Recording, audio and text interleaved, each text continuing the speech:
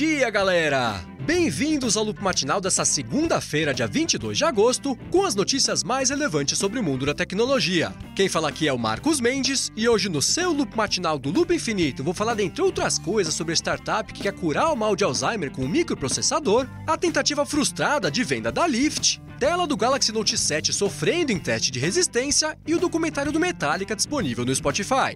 Vamos lá! Antes da primeira notícia, eu quero aproveitar para agradecer a todos os apoiadores do podcast lá no Apoia-se, em especial quem escolheu ter o nome citado aqui para todo mundo ouvir, que são o Salatiel Brandão, o Rubens de Oliveira, o Cauê Vinícius, o Fernando Pinto, o Marcos Lacerda, o Durval Filho, o Antônio Bugarim, o Felipe Braz, o Paulo Pires, o Felipe Kellerman, a Bárbara Torquato, o Rafael Cantarelli, o Douglas Fraporte e o Bruno Bezerra. Muito obrigado! Se você também acha que vale a pena contribuir para o podcast dando a partir de R$1 por mês, é só acessar o endereço apoia.se/loopmatinal e escolher a categoria que você preferir. Bom, eu começo o episódio de hoje falando sobre o Spotify, que disponibilizou no final da semana passada a primeira parte de um documentário sobre a história do Metallica. Esse documentário está dividido em 4 partes e conta com entrevistas com os integrantes da banda e com imagens de arquivo do começo da carreira deles. Agora, apesar desse vídeo só ter ficado disponível dentro do Spotify para quem mora nos Estados Unidos, a empresa postou o vídeo lá no canal dela no YouTube e esse sim todo mundo consegue ver. Por isso, se você curte o Metallica e quiser ver o vídeo, é só pegar o link aqui na descrição do episódio ou lá no loopmatinal.com. E ainda sobre conteúdos exclusivos para serviços de streaming, no final da semana passada pintou lá no Apple Music uma espécie de mistura entre um álbum e um vídeo do Frank Ocean, chamado Endless. Essa espécie de álbum visual tem 45 minutos de duração e mostra o Frank Ocean num galpão construindo uma escada em espiral, o que é uma coisa meio maluca, e enquanto isso de fundo ficam tocando umas músicas inéditas dele. Então, se você gosta do Frank Ocean e assina o Apple Music e quiser ver o vídeo, o link tá aqui na descrição. E por último, sobre o assunto de música, parece que o Pandora finalmente se deu por vencido e vai entrar no mercado do serviço de streaming de música sob demanda para concorrer com Spotify, Play Music e Apple Music. Isso porque na sexta-feira o Wall Street Journal publicou uma matéria dizendo que a partir do próximo mês o Pandora deve começar a oferecer esse plano de assinatura nos Estados Unidos, Austrália e Nova Zelândia, e também deve expandir a atuação deles para outros países, o que é uma ótima notícia para quem está atrás de mais uma opção de serviço de música por assinatura. E agora o assunto é a GoPro, que teve uma série de vazamentos sobre a próxima geração das câmeras Hero que por enquanto seguem sem uma data de lançamento. Primeiro, apareceu lá no Reddit um PDF com uma parte do manual do usuário da Hero 5 e pintou lá a informação de que a empresa deve lançar junto com a câmera um serviço de nuvem chamado GoPro Plus. Ele vai permitir que os usuários façam upload dos vídeos armazenados na GoPro Hero 5 para poder visualizar, compartilhar e até editar a partir de outro lugar. Outra coisa que apareceu nesse manual foi uma lista do que parecem ser comandos de voz para que o usuário possa ligar e desligar a câmera, comece e interrompa gravações, tire fotos no meio de uma gravação e até defina pontos importantes durante a captura de vídeos. Bem legal isso aí. Já o outro vazamento que aconteceu foi de algumas imagens do que parecem ser os protótipos da câmera, que eu deixei aqui na descrição se você quiser matar a curiosidade de como ela pode ser.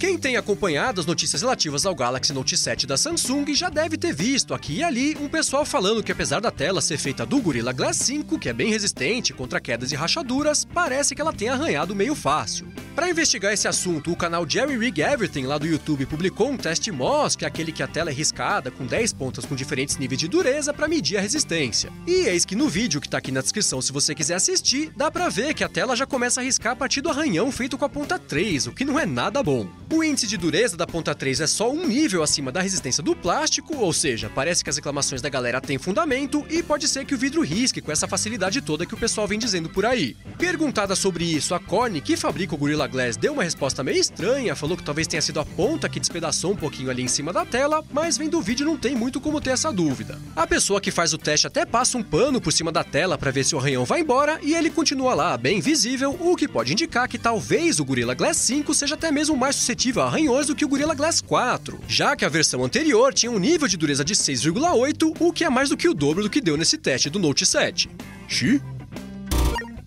Agora, atenção você que instalou a atualização de aniversário do Windows 10 e depois disso sua webcam parou de funcionar. Você não tá sozinho. Na sexta-feira, o engenheiro da Microsoft reconheceu que a atualização desabilita a captura de vídeos feitos por algumas câmeras USB e disse que a empresa já está trabalhando numa atualização para resolver esse problema. A explicação mais técnica sobre o que aconteceu eu deixei num link aqui na descrição do episódio, caso você queira ler, mas essencialmente caso você não esteja conseguindo usar sua webcam no Skype, por exemplo, desde que você instalou a atualização, segura mais um pouco que a Microsoft falou que vai resolver isso aí. O engenheiro da empresa disse que ainda não tem uma data certa para liberar essa atualização, mas que eles esperam que ela fique pronta ao longo do mês de setembro.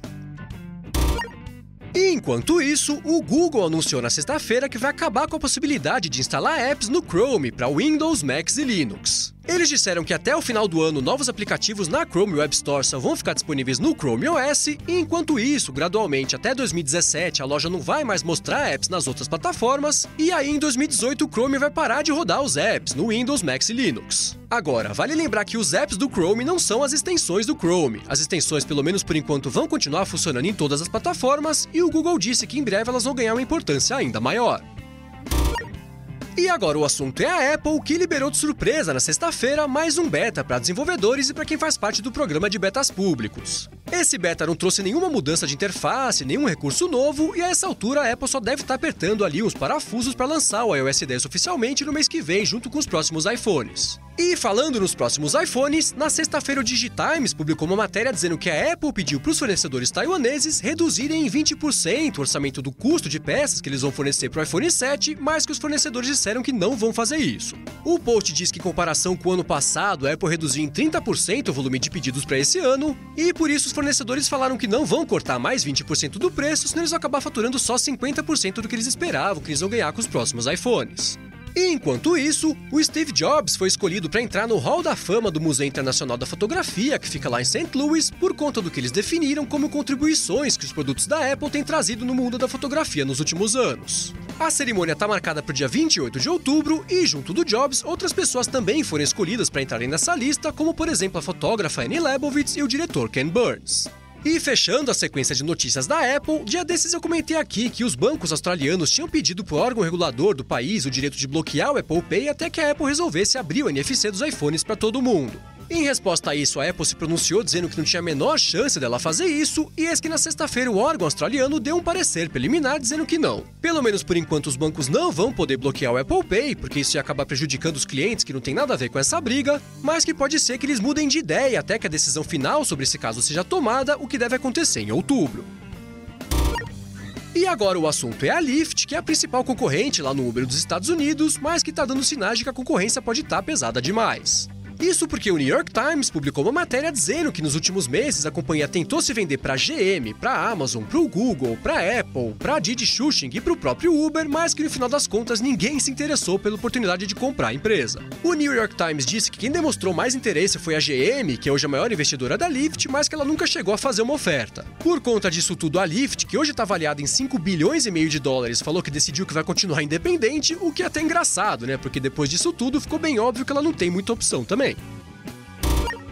E por último, na sexta-feira, uma startup chamada Kernel anunciou que está desenvolvendo um implante cerebral feito para melhorar a memória de pessoas e já está testando até isso em humanos. Eles dizem que esse implante, que é composto por um microprocessador e alguns eletrodos, poderia ajudar pacientes portadores de Alzheimer, por exemplo, e que os primeiros testes que eles já fizeram com humanos têm gerado resultados positivos. A matéria sobre isso que está aqui na descrição diz que esse não seria o primeiro produto a chegar no mercado para fazer isso. Eles citam o fato de que já existem técnicas de tratamento de Parkinson, por exemplo, que usam recursos parecidos, mas ainda assim essa é uma leitura bem interessante, especialmente para quem gosta de notícias que mostram como a tecnologia pode ajudar no campo da saúde. Vale ler!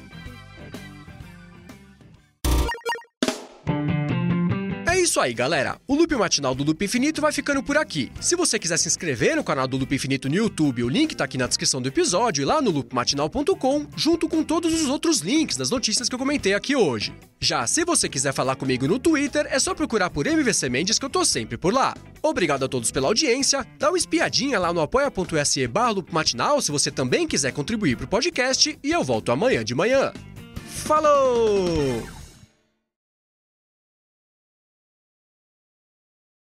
Os vídeos armazenados na GoPro Hero 5 pra poder.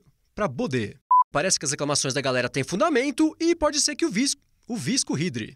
Deixei num link aqui na descrição do episódio, caro você queira.